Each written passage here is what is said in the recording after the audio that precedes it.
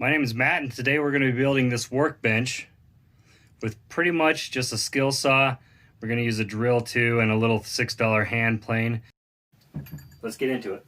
Make sure my skill saw is right at 90 degrees. Then I'm going to measure over. This will make my bench 3 1/4 inches thick. Hopefully it'll be nice and straight and nice and flat.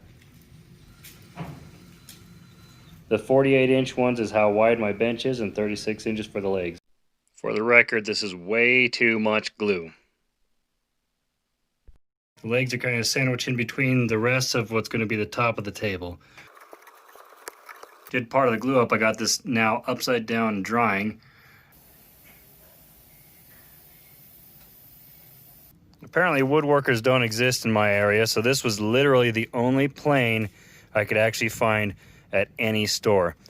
But I'm pretty stubborn, so I'm going to plane this whole thing with that little tiny plane. Go ahead and watch me. I think the tricky part is just looking at the table and being able to see which parts need to go down. Later I went up and down the entire thing with a long straight edge. It was just a piece of channel metal that I had about 1,000 times, checking every little tiny spot. Okay, I've been at this for quite a while with this little tiny plane, and it's getting a lot flatter, but you can tell like by these dark glue spots, this is obviously a low spot, but it is getting close. So I'm just going to keep plugging away at it.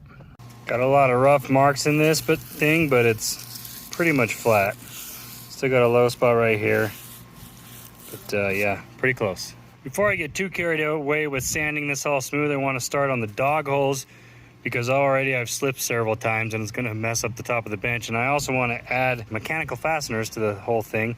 So these, you can see, go all the way through. They don't go all the way through, but they go more than half and then more than half. So long as I don't jam them in the exact same spot, then they should be just fine. And that'll be awesome for making this section a little more rigid, because I really don't trust just the 2 inches of this block on a glue joint only.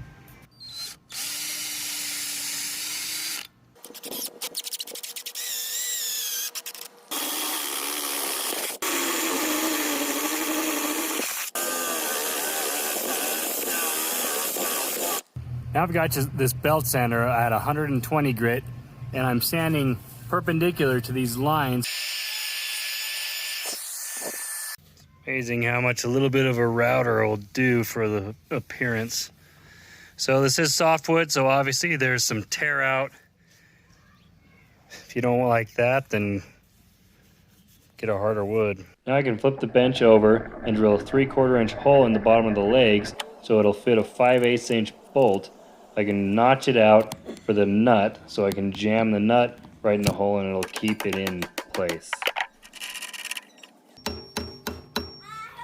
Smile, monkeys! Hello, monkeys! Putting some boiled linseed oil on here just to keep everything looking fresh and new.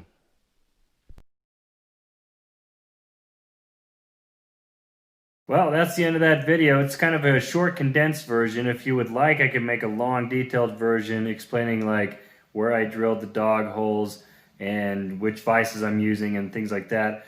The next couple of videos I'll be doing on the vices as I build them and get them ready. So stay tuned for that. If you're interested, my last video was about building some sheds. I made several different videos breaking that down. So I'll link those into the description, as well as a few more playlists that I've made.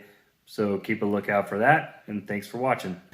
Failures like these are the only way I can get my wife to watch these videos.